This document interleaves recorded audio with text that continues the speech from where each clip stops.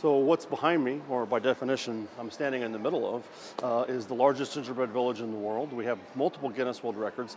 This year's not exactly big enough to compete for the Guinness World Record for the number of houses, but it is big enough to compete for the Guinness World Record for square footage. So if we get a wild hair between now and the 15th of January, we may make a run at another Guinness World Record with this.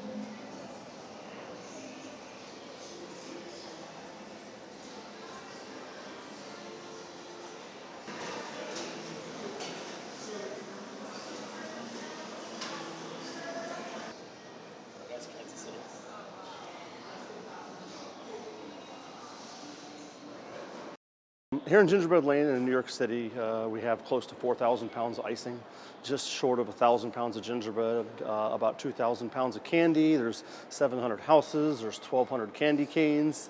This village, I think, used about 6,000 egg whites.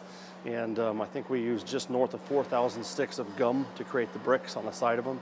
So a lot of candy, a lot of sugar, and it's a very green process because at the end of it, we give it away. So in January, we let people take a piece of it home. They can keep it as a decoration. They can sit it out back and let the birds attack it.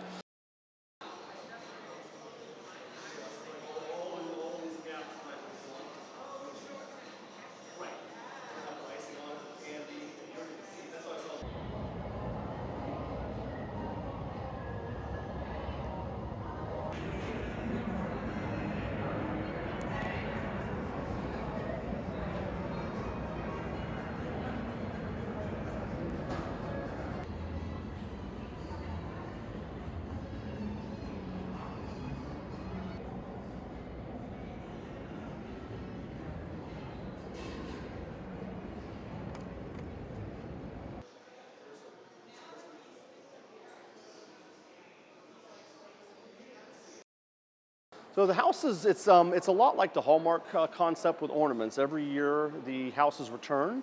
So it's the Santa's Sleigh Repair or the Sled Factory or the Deck the Halls shop or whatever. They all come back from one year to the next, but they all change. The design is different, the candy's different, the little figurines that sit on them, they change every year. But this is definitely my favorite because I like the pumpkin spice coffee so much. And then if you look really closely, a lot of them will actually tell you the year that they started. So this one says brewing fresh since 2014. And there's some of them that date back to the 90s at this point.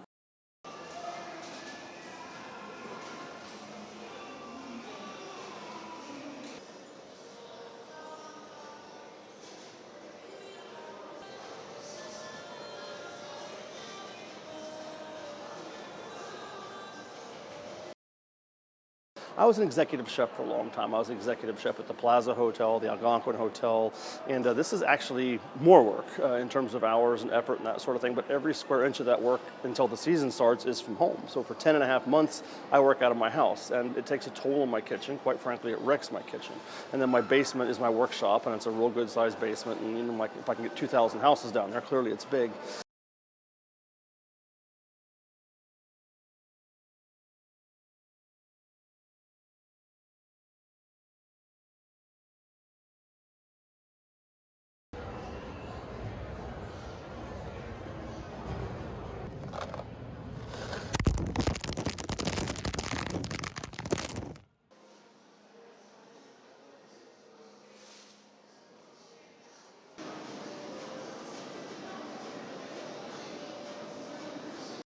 Thanksgiving just happened, and Christmas is 3.5 weeks away, and that's about when I start over for next year. So I'm wrapping up some small details here the next couple days, just kind of tying up some things, and then I'll go all over the country to my other exhibits in Salt Lake and Kansas City, conducting Make Your Own Gingerbread House classes, and then we'll reboot.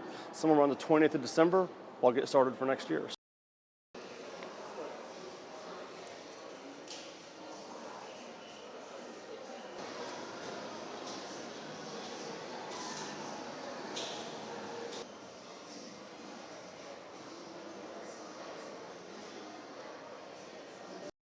Gingerbread Lane has a real nice escapist quality.